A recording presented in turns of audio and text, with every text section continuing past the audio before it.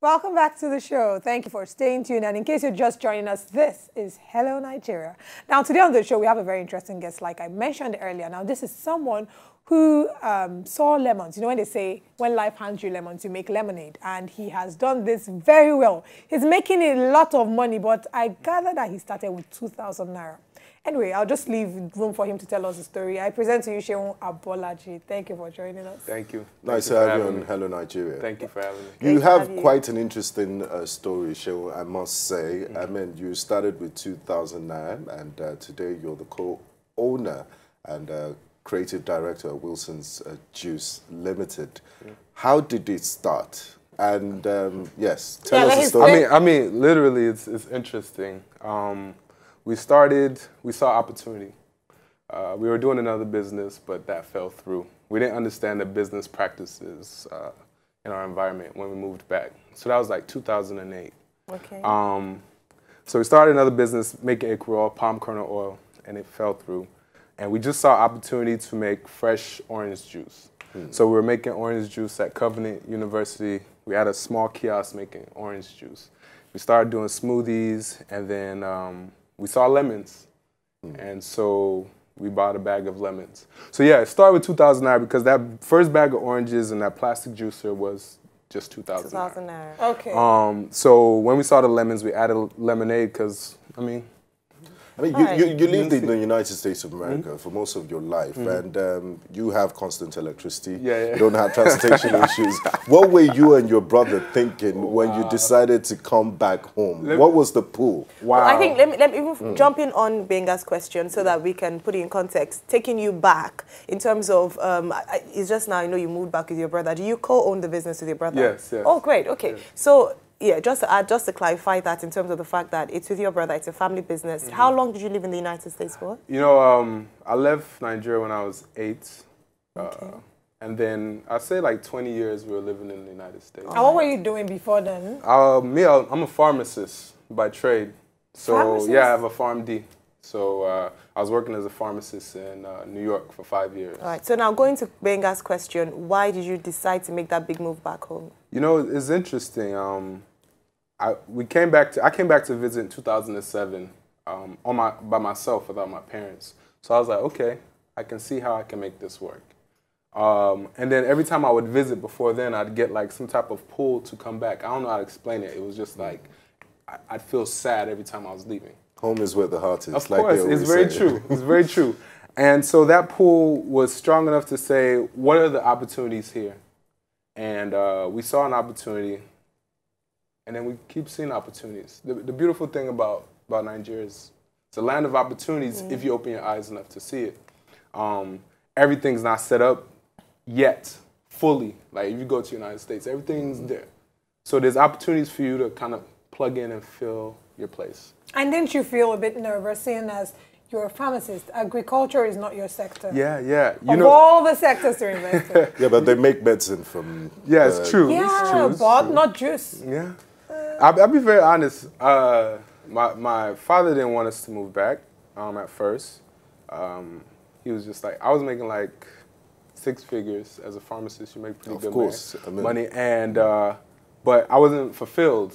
I don't know how to explain. 6 figures in naira or 6 figures in dollars? Wow. Monthly or annually? Annually. All right. We need to clarify that because a lot of people think, some people think that, oh, maybe things weren't working out for you, so you decided to come back. No. They were never working well. believe That when you people come actually back had to a Nigeria. great job. Yeah, and yes. you know, this leads me to my next question. What opportunities? You mentioned opportunities. Now they say America is a land of opportunities. Yes. They even call it God's own country. Yes, and there's you live in America to come back home saying that there are lots of opportunities. What would you say are the opportunities that are here that are not there that should, that would be a big pull for someone to want to come back home after 20 years? I mean, you know what's interesting? When you go to the United States, a lot of things are already set up. So you have to come up with very creative, very different businesses like Facebook, Airbnb, different businesses like that. But certain things here in Nigeria aren't fully set up yet. So if you see it and you're like, okay, let me do that. For us, it was juice made from real juice, not from concentrate or artificial coloring and flavoring. We're like, okay, let's start that. Let's do something. I mean, we literally just started making it in cups. And then it just graduated to bottles and then graduated to branding our own brand. And so, I mean, we thank God it's been growing.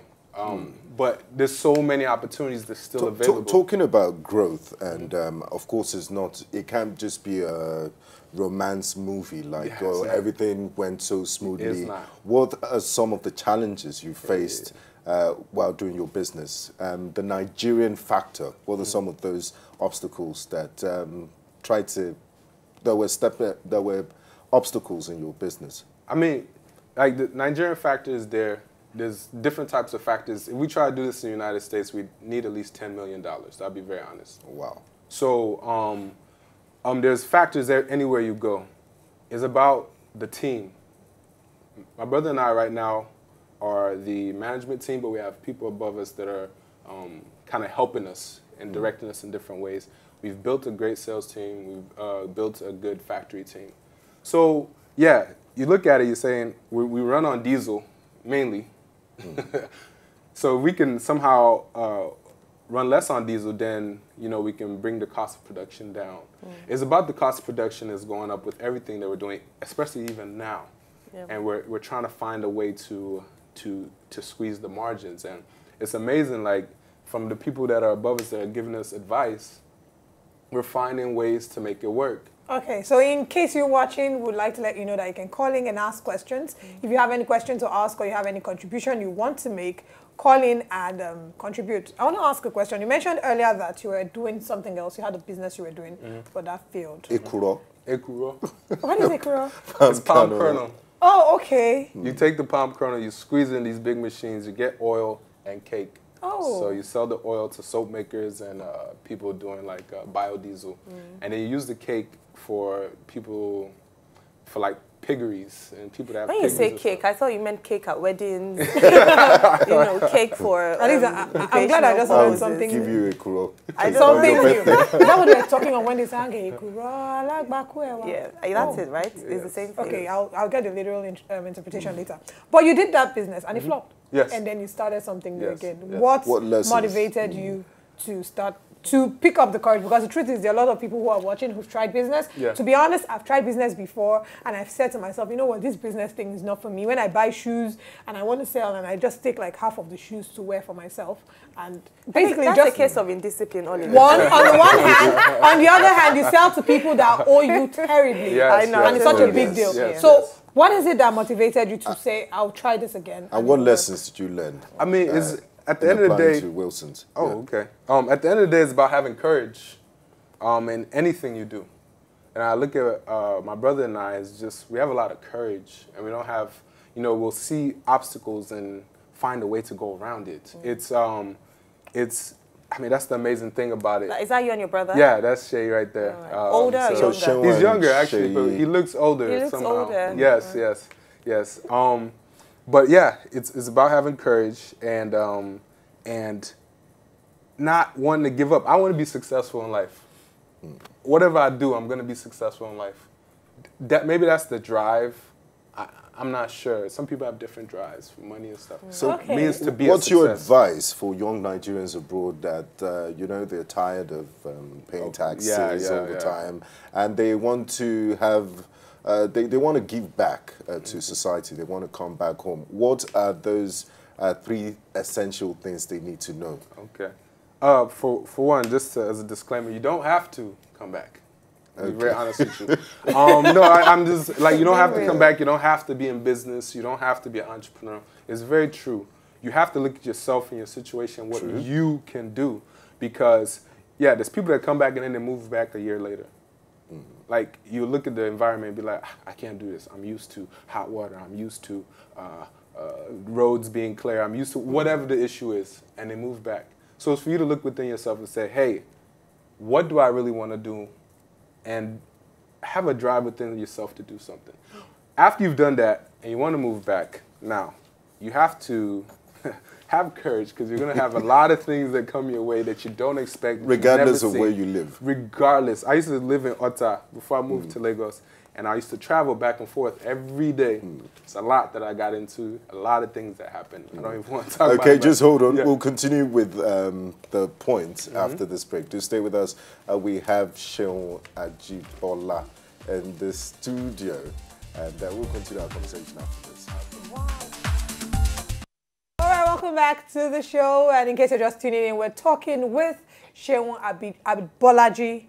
Gbenga, this is your fault. It's Seun Abolaji, Yes, Seun CEO Abolaji. and co-director of Wilson's. co-owner of Co-owner. Wilson's Juice Company. And, you know, I have to say that it's really great to see a young man like, I don't know how old you are, but I'm sure you're not up to 35, if I'm correct. And to see a young man like you having, you know, a business as successful as yours. Now, I had to ask a question because something you mentioned earlier on, you talked about Ekuro, you talked about coming back home, you talked about your father and your family. Now, you've lived abroad for so long, but I can almost sense that there were some influences that your parents had on you for you not to forget about home. Yeah. Now, if you could share with us those influences and also how important it was for you to make, you know, to feel that pull coming back home. And then the second thing I was going to ask is, you have a family business.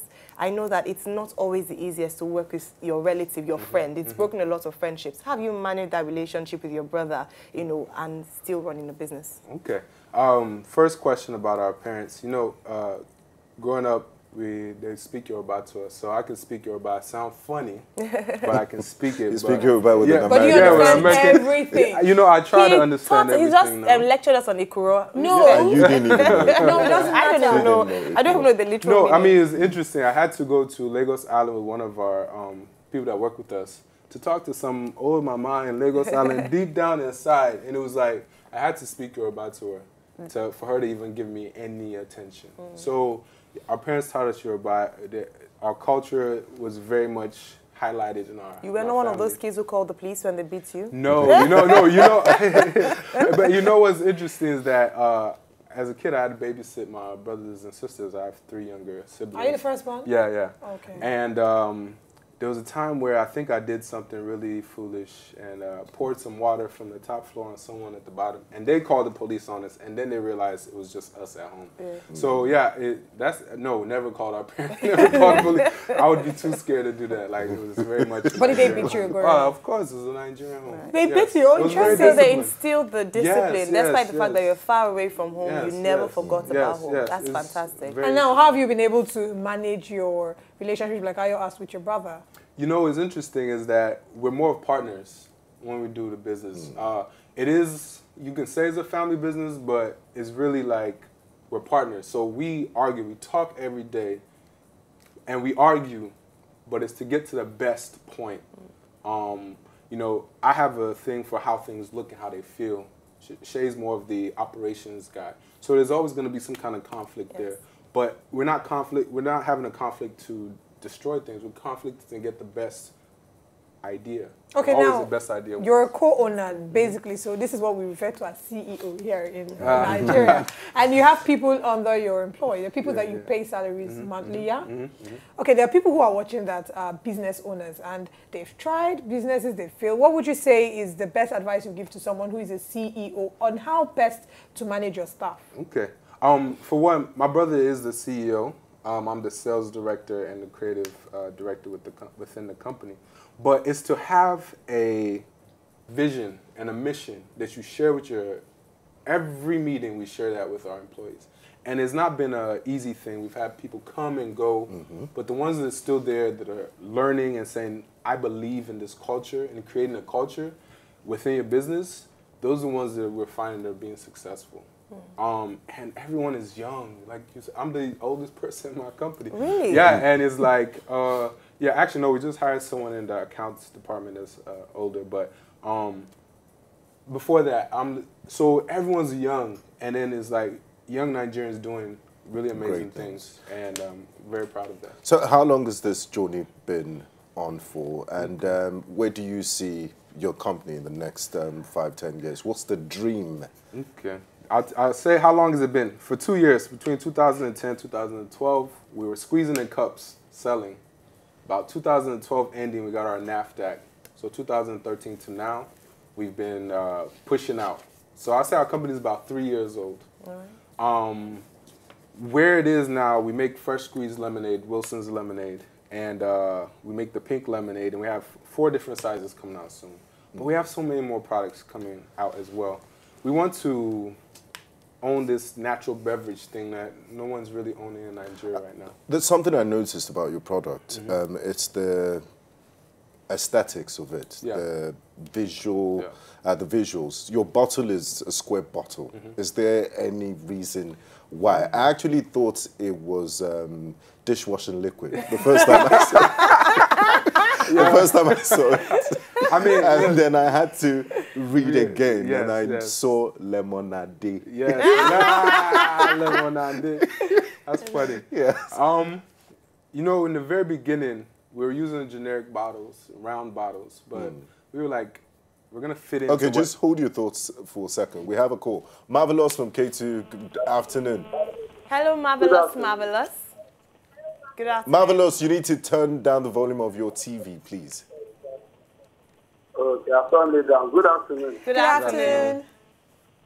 Good afternoon. I just want to quickly add some contribution about what your guest is talking about. Go ahead, please. I've said it before. You brought the guest before, and I said it that the reason why entrepreneurship fails in Nigeria is because most of our leaders, starting from the top, they don't patronize made in Nigeria products, made in Nigeria. They don't patronize Nigeria. But one thing I also have about this business and entrepreneurship is also that most of them, rather than thinking about adding value, they are thinking about making profit. That's one of the problems I have with most entrepreneurs. It's always about making profit, and they should first add value before making profit. And again, I want to talk about adequate knowledge. They should please have adequate knowledge. They should read about it, learn about the fact, and don't just do the business and you don't know the in and out of it. So that's what I feel about this. Thank you very much. Well, thank you very much, Marvelous. Very marvelous. Always very a great marvelous comment from indeed. him. Always a great I mean, comment. it's called a business for a reason. It's not a charity. And you're out there to make profit. But in making profit, you should have a human face to it. I mean, what was interesting is for the first 2 years, it was about creating our product and making sure, like we had our first salesperson last year. So it was about the product and focusing on the product and the way it looks and how it tastes and how it feels. So in that time, we learned about our product. In that time, we learned about how to make sure that it's the same thing every single time. So yeah, it took us time to quality assurance and to grow that. And when you come to one of our meetings, you'll realize that it's about changing the people.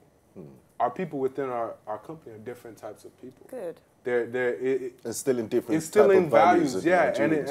And the values are there, and we are hard workers. It's just they have to trust you as a owner of the company that, you know, you're looking out for them as well. So they're seeing the progression in the company, and they're like, okay, this is a place I want to be. You know, you talked about culture earlier on, and obviously that struck me because not many people talk about building a culture in their workplace in Nigeria in particular. It's unfortunate, but I think that the more young people own businesses, the more we build a culture as opposed to just having people come to work, tick the box, and then go home.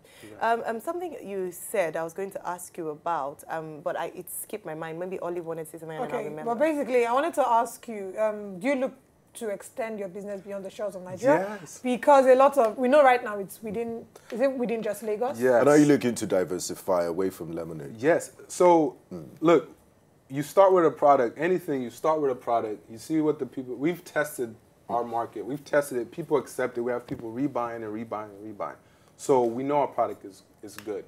Now is to take it to the next level, and it's about getting funding for that. That's where we are now. We're not, you know, we don't want to be boutique. We want every Nigerian to say, hey, do I want something that's fizzy, sugary, sweet, or do I want something that's made from real lemons, real fruit, and is actually kind of good for me? And I want every Nigerian to see that. I don't want it to just be in, you know, VI, Lekki, and those. I want every Nigerian to say, I have a choice. So when I look at the market and I look at how big the market is, it's huge because it's like, we have so far to go, and we're not right now. We're not even competing with anyone because our product is different in this environment. So for me, it's like we're trying to ramp it up. We want distributors all across Nigeria. We want to be across all of Nigeria, and the way our product is right now, people think it's imported. So that means it actually does look important. So that means you're doing something right. Have you employed a lawyer yet? Yes. Let's take this call from Princess from Onyeka. Good afternoon, Princess. Hello. Hello, Princess. Good afternoon. Good afternoon. Good afternoon. Please go ahead. We can hear you. I like the encouragement of Seun. He encouraged me. Please turn down your TV, the volume of your TV. We can hear an echo. Thank you. I wanted to start an event planning job, but he encouraged me, so I like that. Thank you. Oh, all right. Thank you very We're happy much, to hear that. Princess. That's great. And I need to ask you this, because Princess is hearing this and she's saying that she wanted to get a job where you've encouraged her to be an entrepreneur. Now, was there a time you wanted to quit? What happened and how did you overcome that desire to just throw the towel in and go back to your pharmacy job in America? Six-figure paying salary I'll job. be very honest. I haven't gotten to the point where I wanted to return yet. No, I'm in this for a long run. Good. But there's been challenges. There've been times where you're just like, it's just very difficult. A lot of things are just not going the right way. Unexpected stuff. expenses. Yeah, you know, people, you know, once the people's eyes are getting on the company, then it's like different people are trying to. But for me, it's like we have a goal and we have a target where we're going.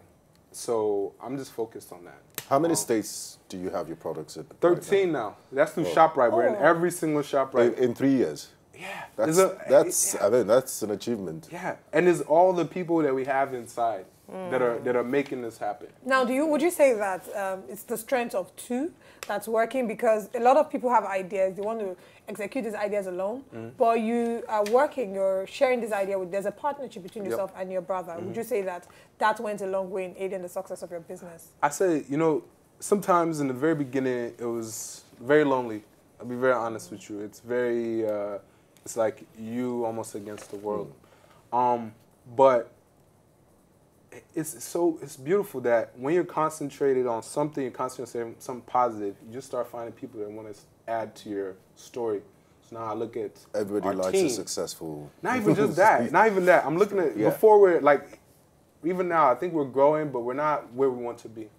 So, but when people see you're doing something positive and you're moving in the right direction and you have principles that you stand on, then you start adding people. And people are attracted to your company, and people stay in your company. And you give them a reason to stay. All right, let's change gears a little bit. We have a few more minutes to change gears because we talked a lot about your business. We talked about, you know, and it's fantastic. Really learned a lot. Now, talking about you in Nigeria, just ask a few random questions because some people are watching at home and, you know, they want to understand the life of a, well, you say you're not a CEO, sales director, co-founder. What's your favorite Nigerian meal? Man, it's the amala pounded jam. And you like the swallows. Yeah, I like the swallows. You know, I've been the stews. I've been experimenting recently just to see which one I like. So I've had agbono and some vegetable, and then ewedu and some other stuff. I just been trying to see. Can you cook? Me? Yeah. Let me be very honest. I used to be able to cook. You used to? Yeah. I thought cooking was like driving, you never forget. No, yeah, it isn't, but it's like when you're, not that I'm so busy, but it's just like... Away from it. Away from it. You're not cooking that often. But yeah, I used to be able to cook. But I'm not the best cook in my family. My youngest brother is the best cook in the family. So. And did you eat all the swallow you experimented? Did you eat them when you were in America? Yes. My mom used to cook all that kind of stuff. All right. Now, what's your, what do you do to relax? Yeah. Apart from making juice and painting. I don't know. I thought I was going to mention the painting. I don't know. It's, I guess I'd say listening to music. Yeah. Okay. Yeah. All right. Now, people who are watching, I would like to follow you on social media. Okay. Your handles. Okay. Company handles at Wilson's Juice Co. WILSONSJUICECO. Okay. That's on Instagram, Facebook, everything. Okay. Is that your is that your personal handle? No, my personal is at Nayo Times, NAYOTIMES. Okay. So we applaud you and this beautiful thing you're doing. You're a young person in business, and you have a lot of other young people. Gbenga, Ayo, and I were part of your team by proxy. I agree. I'll be in the tasting department. It's been a pleasure. I'll just be in the legal department. It's been a pleasure having you on Hello Nigeria. We did have a great time with you. Yes. All right, now we're about wrapping things up, but first let's go on a quick break. When we return, Seun would not be in the studio, but we will.